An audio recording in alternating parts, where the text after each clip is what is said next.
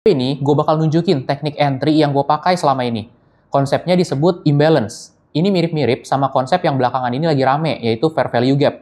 Tapi sebenarnya imbalance dan fair value gap itu apaan sih? Dan apa bedanya satu sama lain? Yang paling penting, mana yang sebaiknya lu pakai buat trading, dan mana yang bisa ngasih hasil paling oke buat lu. Gue bakal bahas perbedaan di antara keduanya.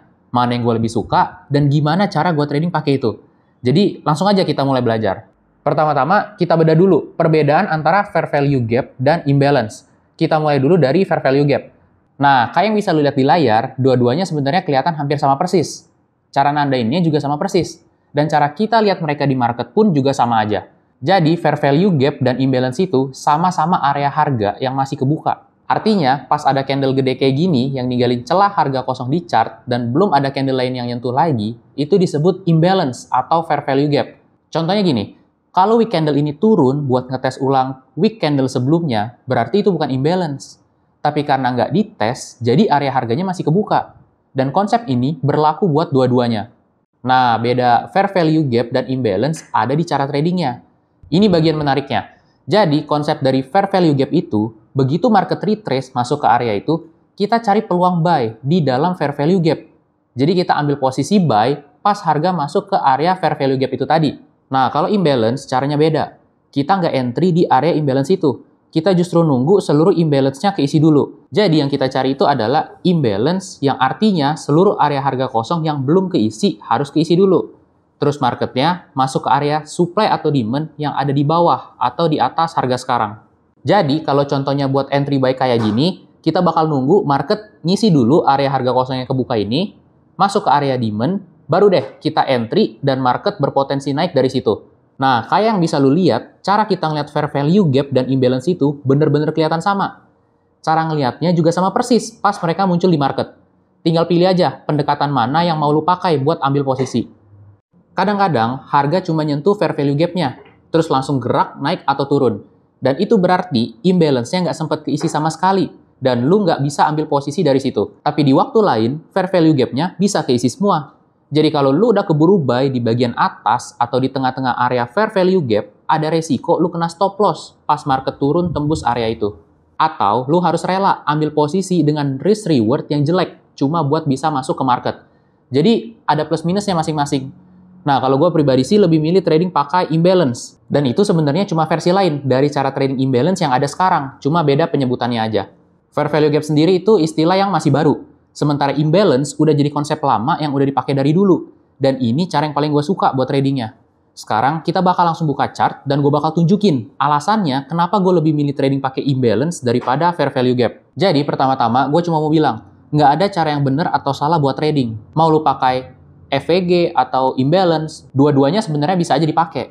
Tapi gue bakal kasih lihat 3 alasan kenapa gue kurang suka sama fair value gap dan kenapa gue lebih milih fokus ke imbalance dalam trading. Nah, di sini kita punya area harga kosong yang cukup lebar.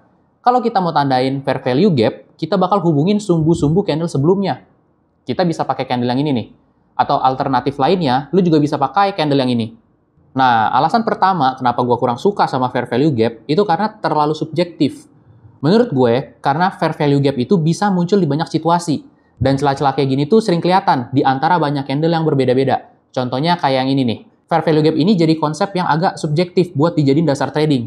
Artinya, lu bisa aja bebas milih sendiri mau nandain fair value gap dari mana. Lu mau pakai sumbu yang ini atau mau pakai sumbu yang itu. Nah, karena terlalu subjektif, jadinya agak ribet buat konsisten dari satu setup ke setup lain. Apalagi kalau dibandingin sama imbalance. Sekarang, coba gue lihat ini dari sudut pandang imbalance. Gue nggak bingung sama sekali kemana arah market bakal jalan.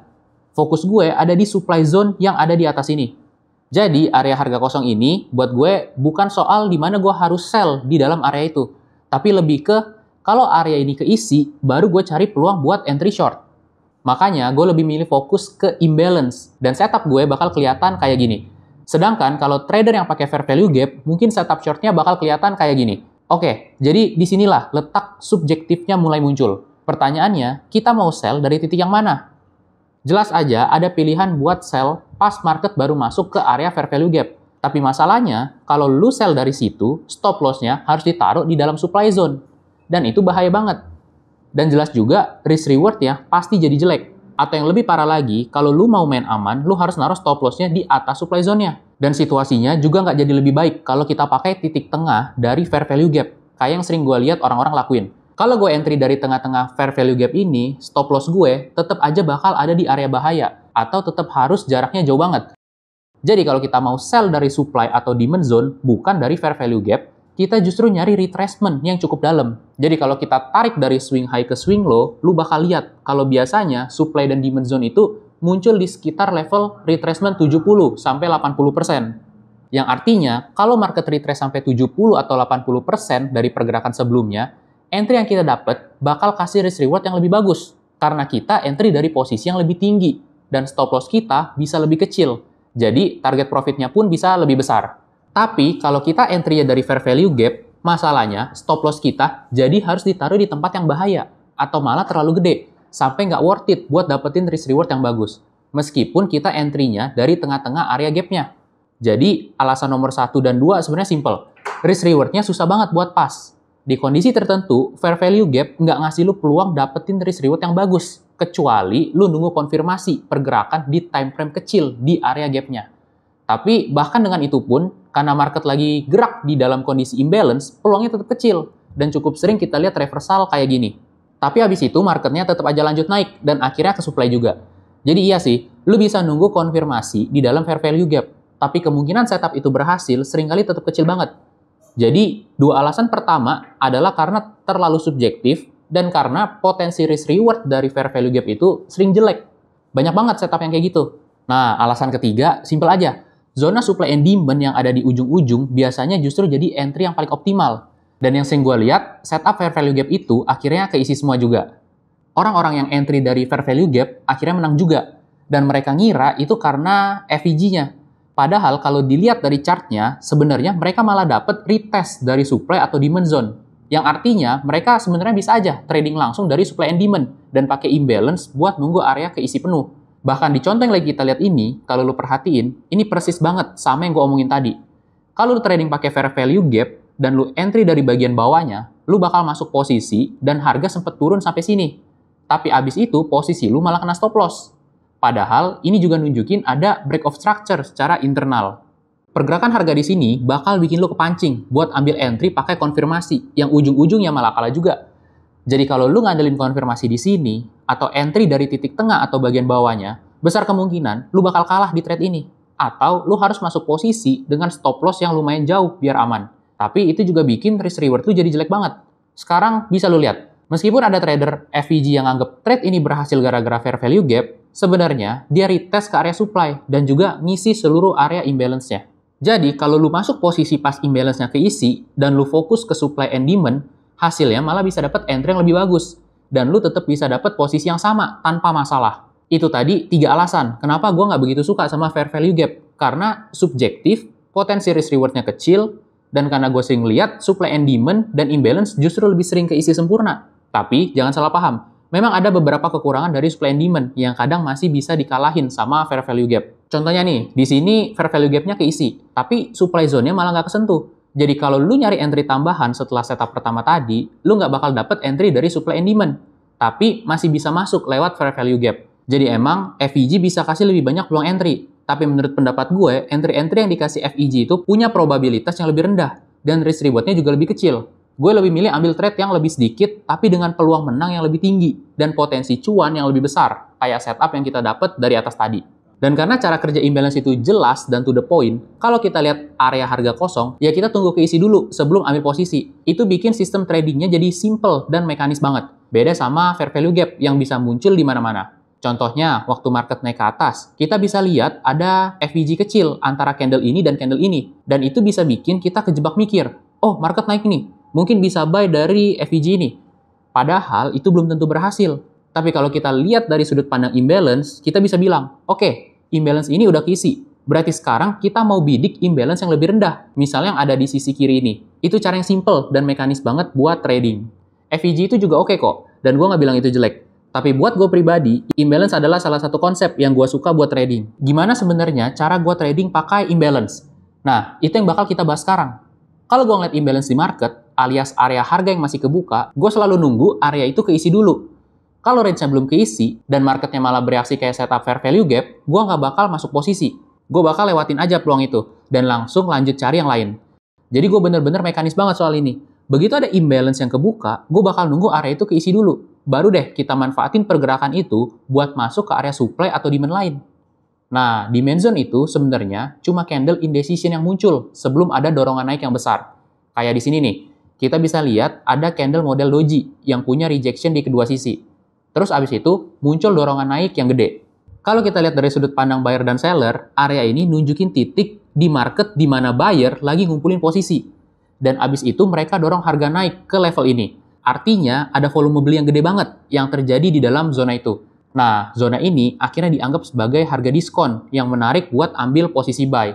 Range harganya ada di sekitar 2165 sampai 2150. Dan itu dianggap sebagai harga yang oke buat beli gold.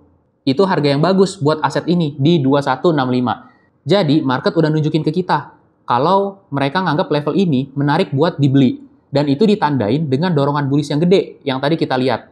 Maka kita bisa berekspektasi kalau market balik lagi ke level ini, kemungkinan besar akan ada pembelian tambahan karena harganya dianggap diskon. Nah, jadi imbalance itu bisa dibilang kayak zona kosong yang kemungkinan besar bakal dilewatin aja. Karena nggak banyak order yang nunggu di area itu. Sebagian besar aktivitas jual dan beli justru terjadi di atas atau di bawah area imbalance itu. Dalam contoh ini, area aktifnya justru ada di bawah, yaitu di dalam demand zone ini. Nah, trader fair value gap mungkin bakal ngelihat peluang buy di sini, dari dalam zona ini. Gue pribadi cuma bakal cari entry buy kalau zona ini udah keisi dulu. Jadi, kalau kita biarin market jalan dulu, lo bisa lihat dia nge-push turun, terus struktur mulai geser naik, dan akhirnya kita dapat kelanjutan buat buy lagi. Nah, selain buat ngenalin ke arah mana market kemungkinan bakal gerak, kita juga bisa pakai imbalance buat ngenalin area di mana kemungkinan besar trade bakal diambil. Di sini kita bisa lihat ada perubahan struktur di market. Waktu market turun ke zona ini, dia lagi bikin lower low dan lower high terus. Tapi lower low-nya berhenti di sini, dan lower high-nya juga stop di sini. Habis itu market bikin higher low, lalu lanjut bikin higher high. Pas harga retrace ke area ini, market bikin higher low lagi. Dan abis itu market naik lagi dan bikin higher high yang baru. Nah, kalau kita pakai pendekatan imbalance, sebenarnya kita bisa nemu peluang trading di area yang ini. Coba lihat, sebelum candle bearish ini kebentuk, ada candle bullish gede yang berhasil break struktur internal yang ada sebelumnya. Dan dia ninggalin celah harga kosong di chart, yang sekarang jadi area imbalance. Imbalance-nya itu dari bagian atas ini, turun sampai ke demand zone yang ini. Jadi sekarang kita lagi bahas imbalance yang satu ini. Area imbalance-nya ada di rentang ini. Nah, setelah itu lu bisa lihat, muncul candle bearish gede. Lalu disusul sama satu lagi candle bearish yang sempat nyentuh demand zone di bawah. Demand zone yang dimaksud adalah candle indecision sebelum pergerakan naik yang besar. Area ini nunjukin kalau ada akumulasi pembelian di zona itu. Jadi demand zone kita ada di sini, di area ini. Dan karena imbalance-nya udah keisi, sekarang kita mulai cari peluang buat buy. Entry kita bakal ada di area demand zone. Stop loss-nya kita taruh di bawah low sebelumnya. Dan targetnya bisa kita arahin ke atas buat ngejar area likuiditas yang baru atau imbalance lain yang masih kebuka. Karena sekarang marketnya lagi uptrend, kita bisa pakai level-level high buat dijadiin target. Secara umum, yang bisa kita lakuin adalah mulai pakai imbalance yang masih kebuka sebagai target juga. Tapi karena market ini lagi di all time high, kita nggak bisa lihat ke kiri chart buat cari imbalance yang belum keisi. Karena emang nggak ada. Jadi yang bisa kita lakuin sekarang adalah entry dari demand zone setelah imbalance-nya keisi. Terus biarin market jalan sesuai arahnya. Dan lu bisa lihat sendiri, market akhirnya rally naik dengan bagus. Jadi di situ kita bisa lihat kekuatan dari imbalance. Ada imbalance yang masih kebuka antara area demand ini dan candle yang ini. Begitu imbalance-nya keisi, market langsung bereaksi dari area demand. Reaksinya bukan dari fair value gap, tapi dari imbalance yang keisi penuh. Dan pas market mulai nge-break ke level high yang baru, reaksinya juga muncul dari imbalance yang udah bener-bener keisi. Itu yang bikin kita bisa masuk posisi, bukan karena reaksi dari fair value gap. Jadi bener-bener nunggu area imbalance keisi penuh buat bisa masuk ke demand zone yang jadi area incaran buat buy. Nah, sekarang gue mau tekankan lagi. Nggak masalah lu mau pakai pendekatan yang mana. Trading itu soal probabilitas, dan lu tetap bisa menang terlepas dari pendekatan apapun yang lu pakai. Sekarang, coba kita lihat hasil simulasi dari dua trader. Yang pertama, trader ini pakai imbalance. Dan satu lagi, trader yang pakai fair value gap. Kita bisa lihat, dua-duanya bisa aja kalah 50% dari waktu trading. Jadi, pas trader imbalance bener, yang trader fair value gap kalah. Sebaliknya, pas trader FVG bener, trader imbalance yang kalah. Tapi kalau udah cukup banyak trade dan mereka punya profile risk reward yang benar, hasil akhirnya bisa sama-sama untung, meskipun pendekatannya saling bertolak belakang. Dan ini berlaku juga buat hampir semua sistem trading. Lu tinggal tentuin aja mana yang lebih cocok dan lebih simpel buat lu. Abis itu, pakai aja pendekatan yang lu pilih. So, semoga video ini bermanfaat. Dan seperti biasa, kalau lu dapet insight baru dari sini, jangan lupa share dan subscribe. See you on the next video.